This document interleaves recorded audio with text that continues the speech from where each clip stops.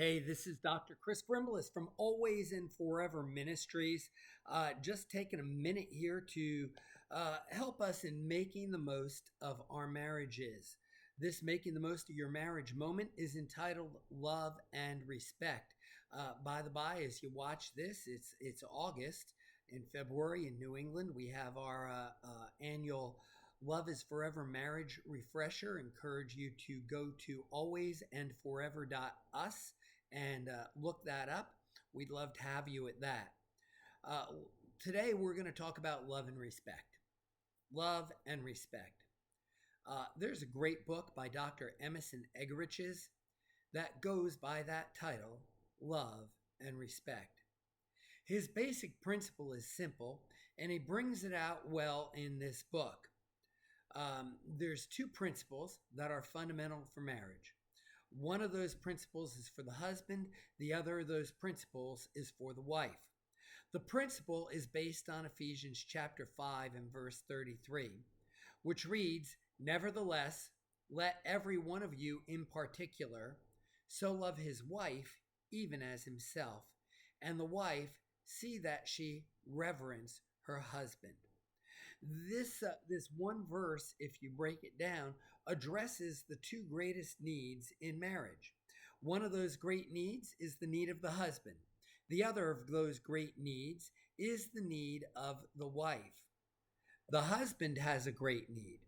Some say this need is greater than his need for sex or physical intimacy. Okay?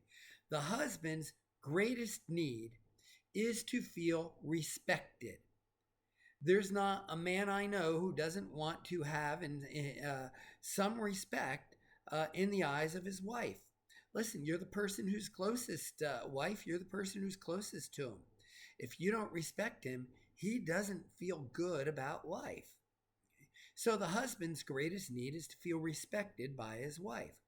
This means the husband needs to feel trusted, supported, built up, encouraged, if you will, respected by his wife.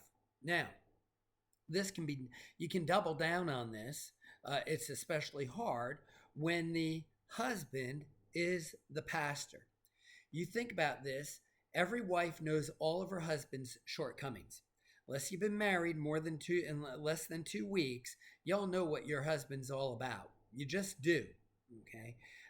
And when those shortcomings, when you mix hats and your husband's the pastor, but you know he's got an issue over here and an issue over there, it feeds into a lack of respect for him and his position as pastor. Okay? It becomes a very, very difficult balance. Now, listen, it's hard enough when the husband's not the pastor. It doubles down when the husband is the pastor. Here's the thing.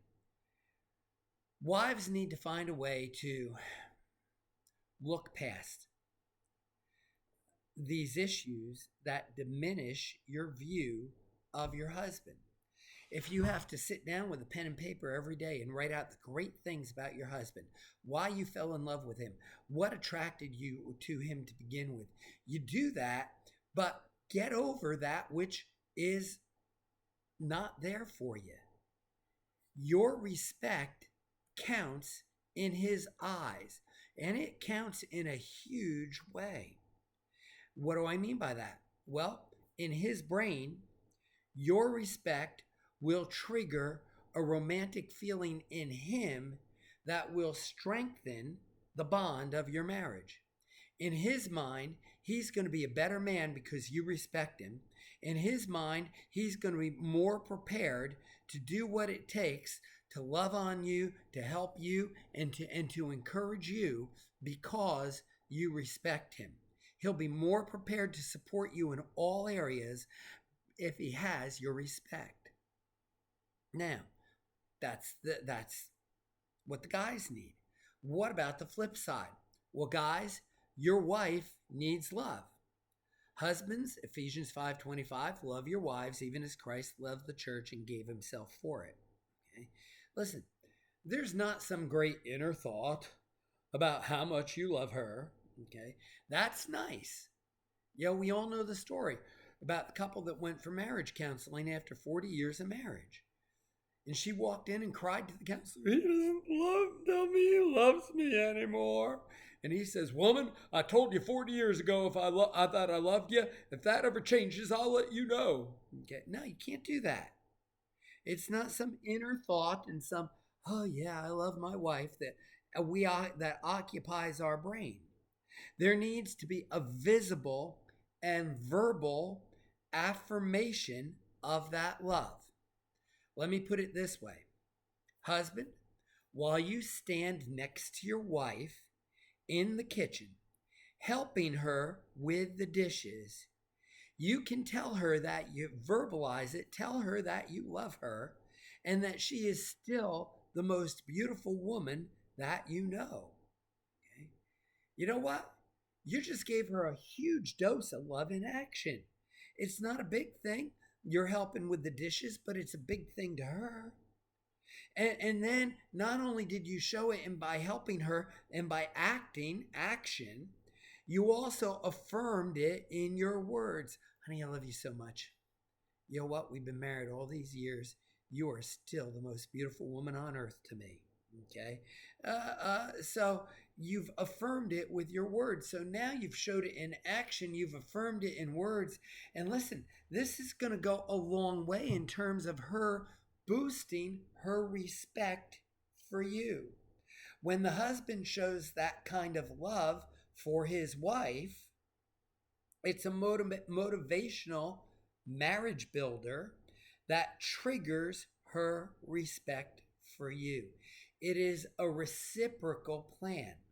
The more you love your wife as Christ loved the church, okay, the more she will respect you. The more she respects you, the more you're going to want to love her as Christ loved the church. Then it's a great cycle to be on in your marriage. So don't waste the opportunity that you have to build your marriage and to motivate one another through this ongoing practice of love and respect. It's going to benefit both of you. It's going to be a great thing for your marriage.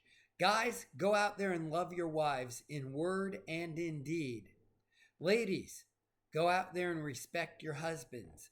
Look past what ails them. You know what that is. Go out there, put that aside. Remember the great person that you thought they were when you first met them, and respect them. It'll go a long way in your marriage. Love and respect.